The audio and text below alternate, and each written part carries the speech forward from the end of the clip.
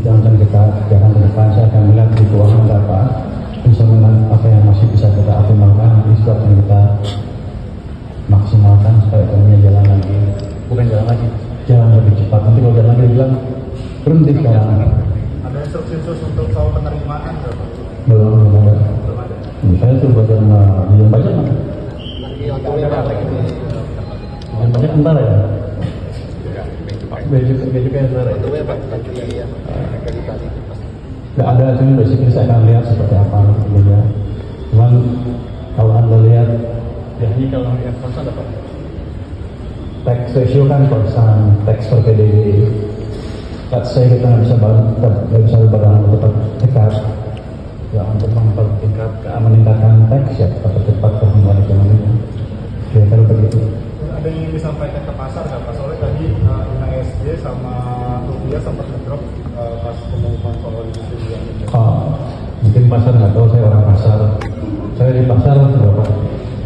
Ya sejak tahun 2000. 15 tahun lebih. Teman Pak Anggito dulu di mana-mana yang Pak Anggito kan dia majikan itu saya di pasar.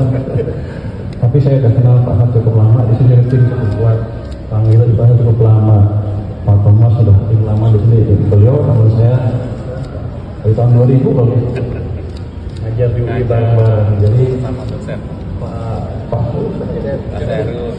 Pak Heru juga sama-sama ahli dia juga. Jadi kalau dibetulin diperbaiki, dioptimalkan, rasanya sih kita punya instrumen yang cukup untuk memperbaiki secara bersama-sama.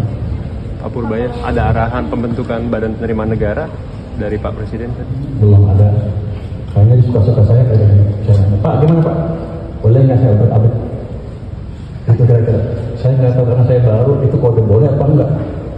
Tapi kira-kira menurut Bapak perlu tidak ada Badan Penerimaan Negara? Di sini nggak?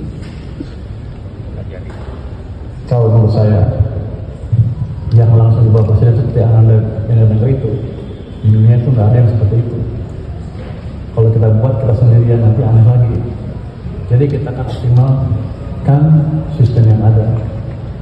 Biasanya kalau ada pemimpin baru gini, kalau ada pemimpin baru yang lama diobrak-abrik, buat baru lagi, soalnya mau bikin tonggak baru gitu kan. Saya nggak akan seperti itu approach-nya adalah syarat yang ada, saya optimalkan sehingga sistem bisa bekerja dengan optimal.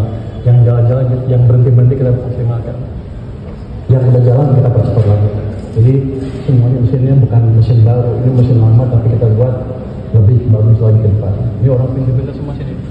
Pak, sudah ada ngobrol dengan Bu Sri Mulyani, apa ada masukan tentang pikiran berkaitan dengan Kalau saya ketemu Bu Sri Mulyani kan sejak KSSK 3 bulan sekali, kadang-kadang juga berapa kali ketemu ya di situ ngomongnya. Kalau untuk hari ini belum, karena saya juga baru tahu tadi jam 1 lebih. Untuk masih punya jas kalau. Oke, dah lagi. kan kalau Bapak memang sudah kalah melintang Pak di tata keuangan, tapi kalau untuk fiskal sendiri kan memang ini baru Pak.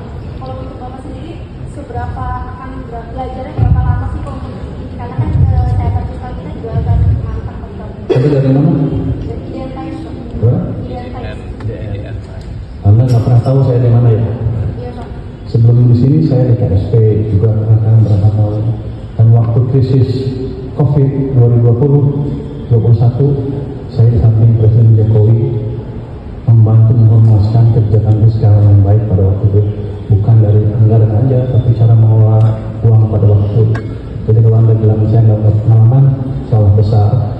2008 saya bantu Pak SBY, saya pimpinnya SBY.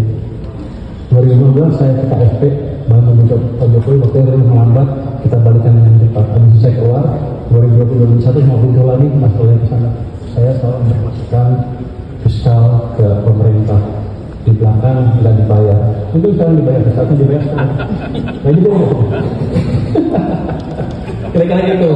Jadi saya udah kenal lama dengan fiskal, dengan alat fiskal kita pantau hasil. Jadi saya nggak akan terlalu gampang, saya nggak perlu waktu untuk belajar lagi.